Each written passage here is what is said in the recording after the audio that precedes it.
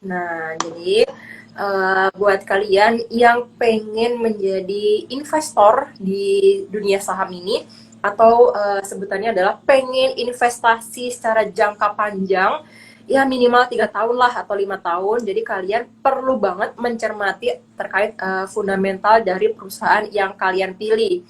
Apakah bisnisnya ini berkembang, atau perusahaan ini memiliki keuangan yang macet, atau memiliki utang yang belum dibayarkan secara berkelanjutan, atau misalkan oh ternyata perusahaan ini memiliki risiko seperti itu, atau misalkan oh ternyata bisnisnya ini pernah mengalami payah dan lain sebagainya. Terutama dari laporan keuangan perusahaan tersebut benar-benar harus kalian pelajari lebih dalam, karena kalian niatnya adalah investasi di perusahaan tersebut secara long term.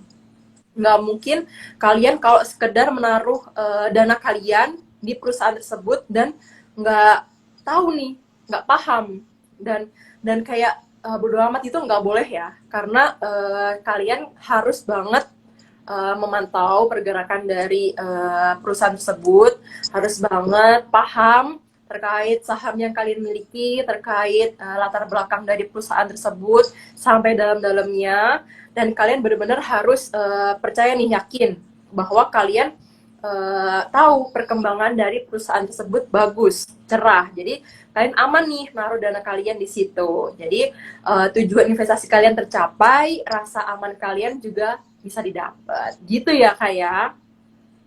Nah, Ya, betul selain sekali. nah tadi Kak Helen juga menyebutkan bahwa kita harus tahu nih PI dan PBV ya, PI rasio dan PBV rasio. Nah, terkait dengan detail ini kalian juga bisa dapetin di kelas edukasi yang sempat aku ulas tadi di awal. Jadi kalian kalau misalkan pengen tahu lebih dalam juga bisa ikut di kelas edukasi khusus investor pemula di Telegram. Jadi nanti infonya bisa di-share di Telegram, kalian bisa join. Biasanya modelnya Zoom meeting. Jadi kalian bisa ikut kelas edukasi ini dari mana aja.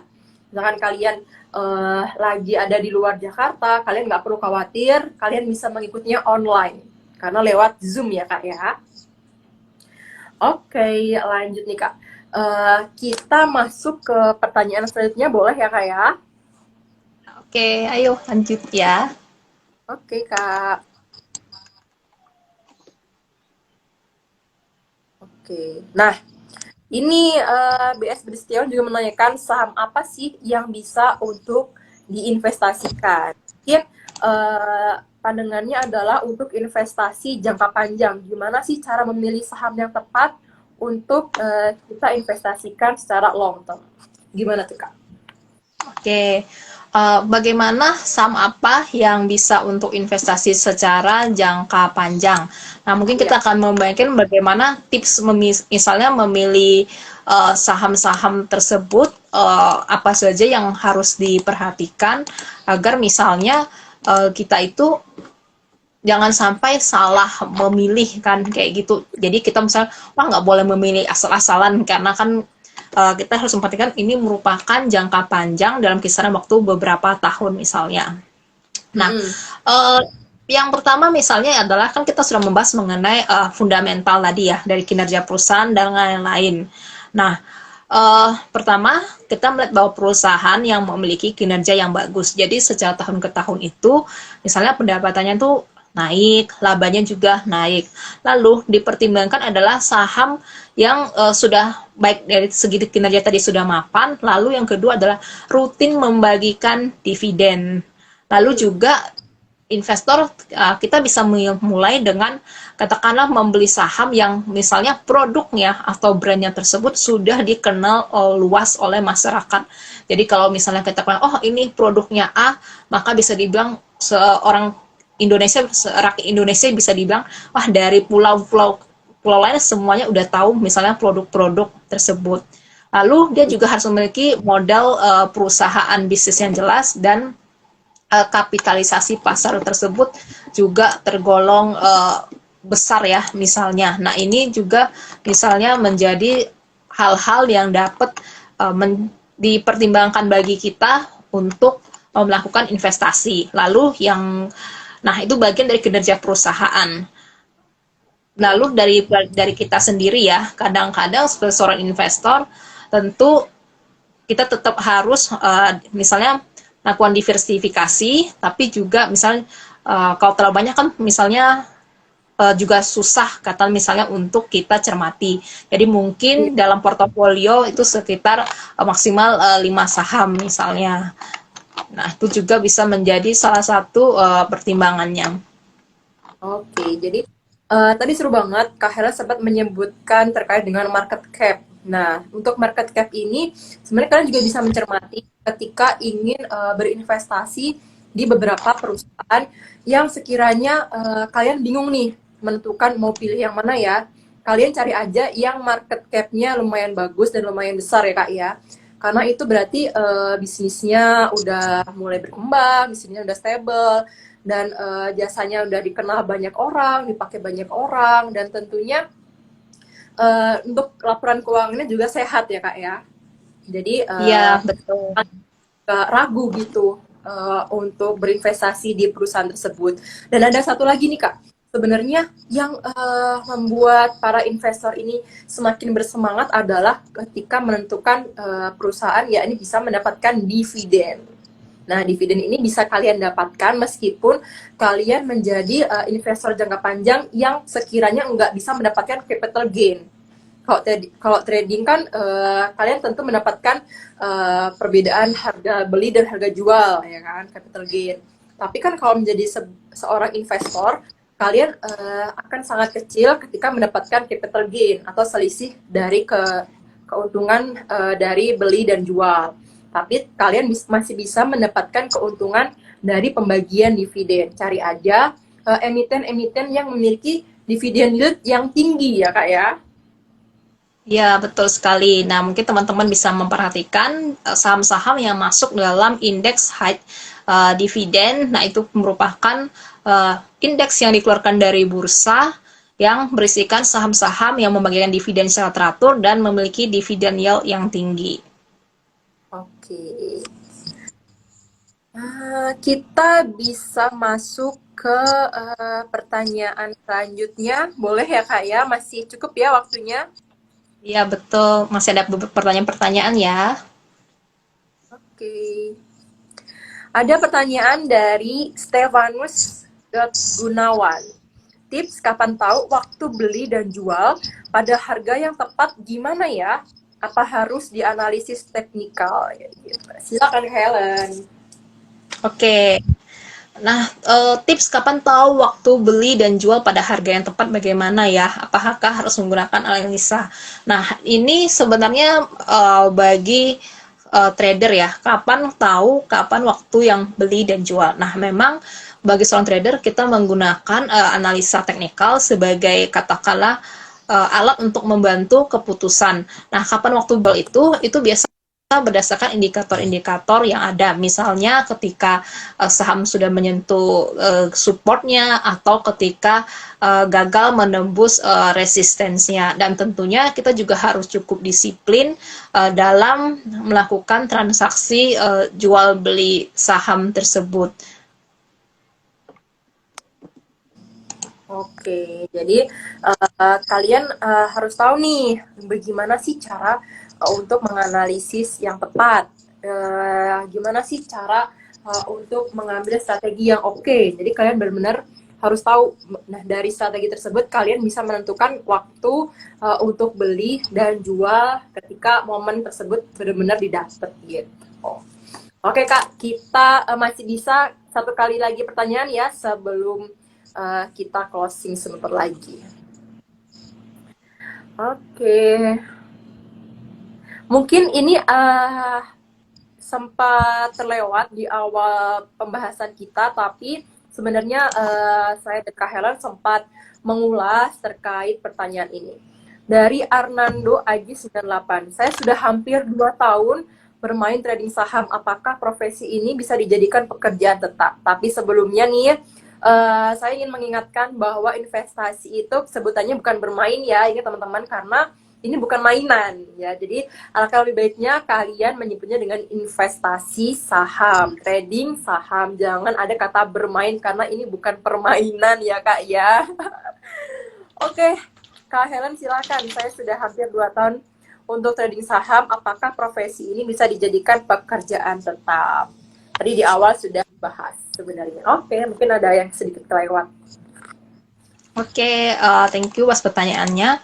Nah, sudah hampir 2 tahun trading saham, apakah profesi ini bisa dijadikan pekerjaan tetap? Ya, sebenarnya adalah kalau kita melihat sendiri, mungkin kita sudah pernah mendengar beberapa sosok ya yang merupakan profesional trader. Jadi apakah profesi ini trading saham ini bisa dijadikan sebagai pekerjaan tetap?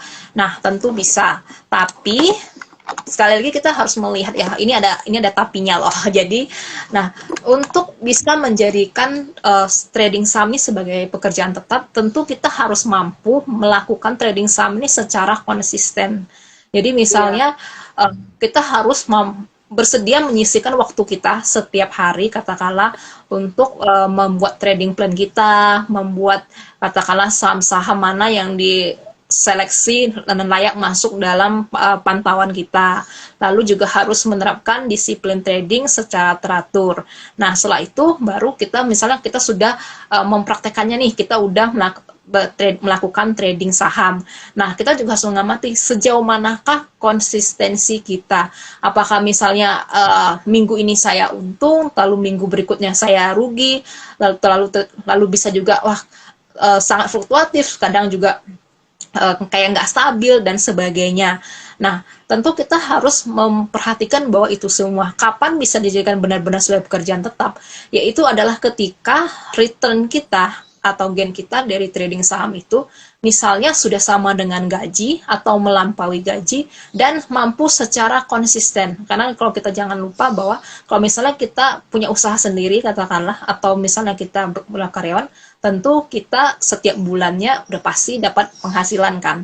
Tapi trading saham ini adalah hal yang tidak pasti. Nggak ada jaminan 100% bahwa kita pasti setiap hari bakal untung. Nah, itu juga harus menjadi salah satu pertimbangan kita kalau mau menjadikan ini, baik itu trader ataukah investor sebagai pekerjaan tetap ya, bahwa kita sudah cukup konsisten dalam membukukan gain.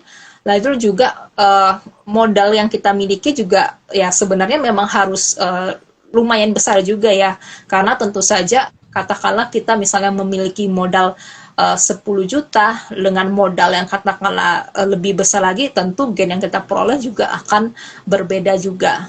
Nah, itu juga hal-hal yang patut kita pikirkan terlebih dahulu dan cermati apakah kita sudah memenuhi persyaratan-persyaratan yang di atas. Nah, baru kita katakanlah bisa mengatakan, oh saya ingin menjadi professional trader atau professional investor.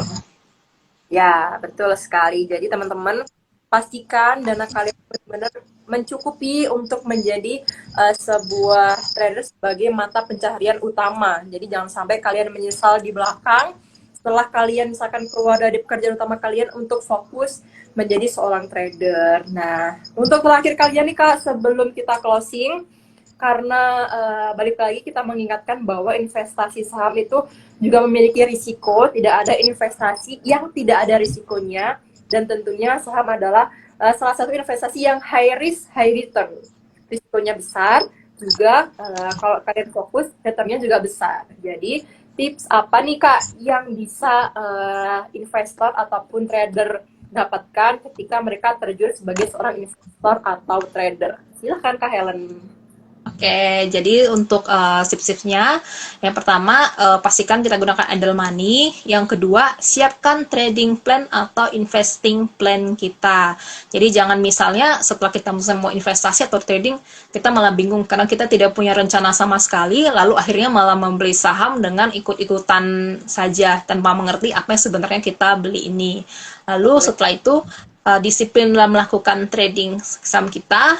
Nah, kalau misalnya investor, gunakan analisa fundamental. Kalau misalnya Anda seorang trading, berencana untuk jadi trader misalnya, nah bisa menggunakan panduan analisa teknikal dan tentunya disiplin dengan trading plan kita. Lalu yang terakhir adalah money management kita juga harus selalu penting. Misalnya juga salah satu yang menurut saya cukup penting itu adalah misalnya kita melakukan trading atau itu kita memiliki modal awal, lalu keuntungan yang diperoleh dari trading tersebut kita tarik terlebih dahulu. Jadi kalau misalnya modal awal kita 10 juta, berapapun gain yang kita peroleh, kita tarik terlebih dahulu sehingga modal kita tuh tetap 10 juta terlebih dahulu untuk melatih bagaimana kemampuan kita misalnya dalam melakukan trading di pasar saham tersebut. Jadi money management juga cukup penting.